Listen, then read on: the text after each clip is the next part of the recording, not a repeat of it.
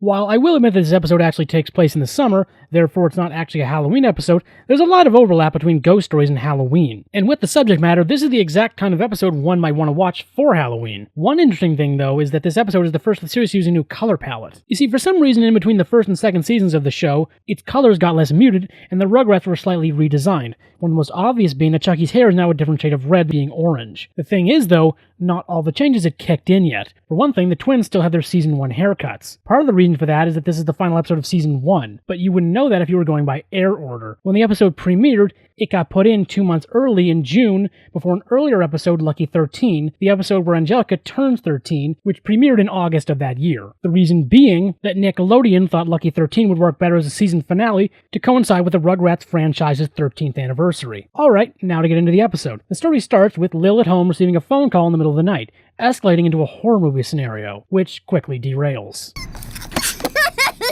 Revealing this scene is actually on Tommy's camera because he's reviewing his attempt to make a horror movie which he's been trying to make all summer. And if you couldn't tell by the laughter, he doesn't have a lot of faith in his horror movie prospects. Currently, the gang and their parents are acting on a bus headed for Camp Everwood, which, along with a host of other activities, is staging an end-of-summer camp musical. Oh, and Charlotte has bandages on her face because she had kidney surgery. I didn't know her kidneys were in her face. Following their arrival at camp and meeting with the other attendees, the head counselor/playwright Chance introduces everyone to thetheir plans for the week and the other staff of the camp. Ellie, who tends the bait shop and is convinced the camp is haunted. Cursed even. Cursed? No, cursed.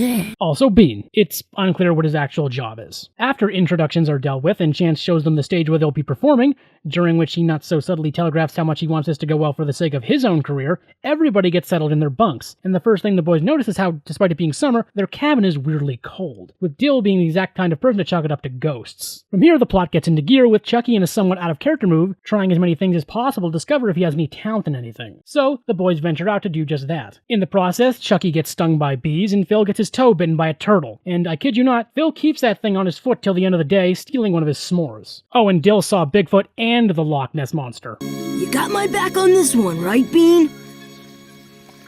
That night, Chance passes out the script for the end-of-camp play, Westward No, and whilst Angelica, Susie, and for some reason Howard squabble over the lead role of Eliza Lockhart, the others discuss the play's historical significance. You see, the play is inspired by the history of the camp. Namely, the land where Camp Everwood is currently built used to be the site where a group of early settlers heading westward to California in the 1800s stopped to set up camp. Allegedly, 3 of them mysteriously disappeared, and the rest, refusing to leave without them, set up a permanent camp under local landmark Pioneer Rock. With Chance's version of the story ending with the missing 3 discovering a hot spring and becoming owners of a saloon day spa.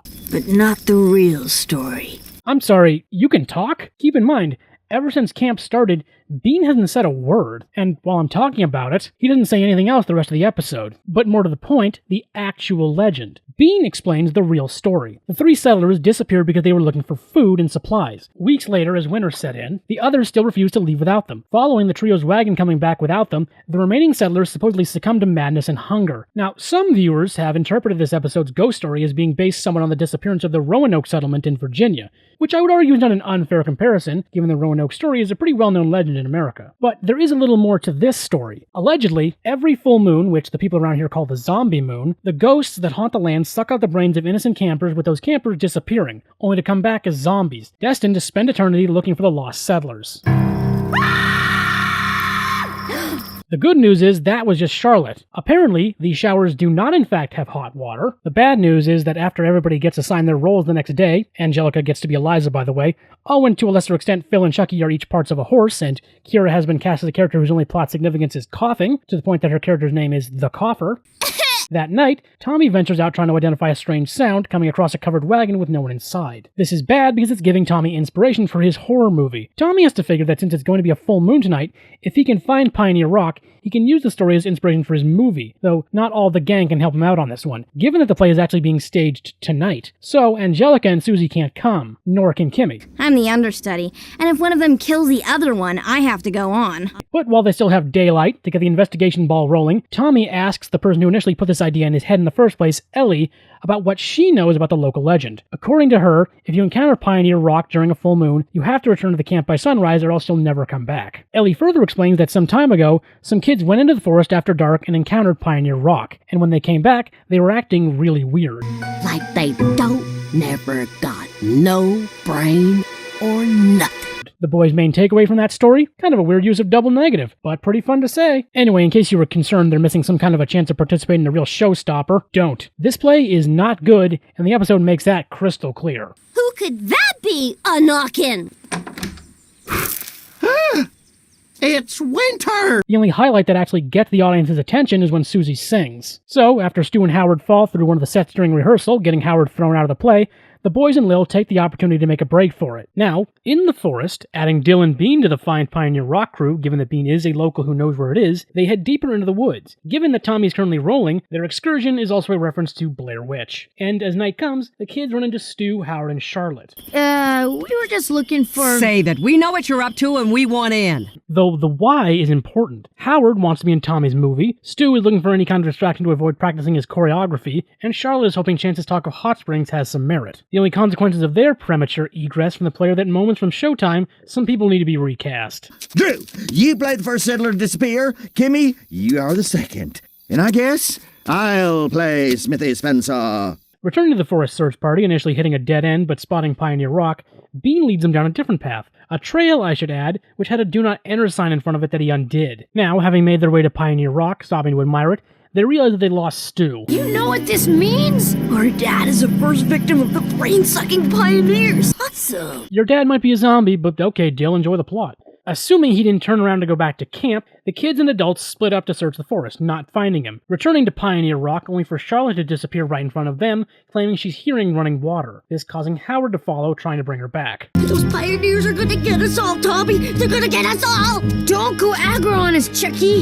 If we start to panic, it's gonna get bad. While looking for the now missing adults, Chucky, getting startled by a deer, climbs up a tree. So, climbing, that's something. But while making his way down, Chucky finds a journal hidden in a knothole, which Lil starts reading, discovering it belongs to one of the settlers who didn't disappear. Probably the knothole used to be closer to the ground, but then the tree grew. The journal gives the account that the 3 settlers disappeared around Pioneer Rock while fetching water at the creek, and based on the last entry being incomplete, the writer succumbed to the cold mid-sentence. So, as you've probably also noticed by now, Chucky's put together the similarities between the settler story and their current predicament. So, the smart thing to do is go back to camp and mount some kind of a rescue team. But Tommy still has a movie to make. That is, until just then, Tommy realizes that he's prioritizing a movie over his own father. What is wrong with me? You care more about your movie than the lives of your friends and family? Fill it! Tommy is convinced to keep rolling, though, by Lil, under the pretense that if something goes wrong, the footage can serve as evidence. So, off they go toward the creek, finding that turtle again. Shelly! And after climbing a felled tree, Chucky seemingly disappears. Except, no, he didn't. Turns out, on the other side of the tree is a giant hole that when Chucky falls in, he lands in an abandoned tunnel. The rest of the kids follow behind. An actual alien lab transport system. No, Dale, it's a body shaft. Probably used to move gold during the gold rush. Chucky is also the first one to put together that what must have happened is that the missing settlers all fell down similar holes, getting lost while trying to navigate back to the surface. Chucky is also taking some initiative to draw bunny markers so they can find their way back from where they started. And for a brief second, Bean has a really bad case of red eye. Though whatever the hell that's about has to take a back seat when the kids start hearing yelling up ahead. Moving a minecart out of the way of a tunnel, the kids find the 3 settlers. Bones. And on the lighter side, the adults. Turns out Chucky's theory what happened to the settlers also happened to the adults. But while showing the adults the journal, a photograph dislodges. No way. It's Bean! Well, I guess that explains several things. After making their way back up to the surface, they actually run into that personless horse wagon again. Turns out, the wagon and the horse are actually Ellie's. Using the carriage to return back to the play just as it wraps up, our intrepid paranormal hikers can divulge the true details of the settlers to the audience. The following morning, as the families get packed to head back home, Kira, having spent the whole production coughing, is now sick for real, the turtle makes off with Phil's hat, and Angelica is approached by the person who Chance thinks is a big-time Broadway casting director. Dad Rohrbacher, dog walker. Also, I guess Chucky discovered that he has a talent for ghost hunting, but not really a lot he can do with that. Presumably days later, back at home, as the kids review Tommy's newest movie, it turns out Bean included a little surprise for them in the footage.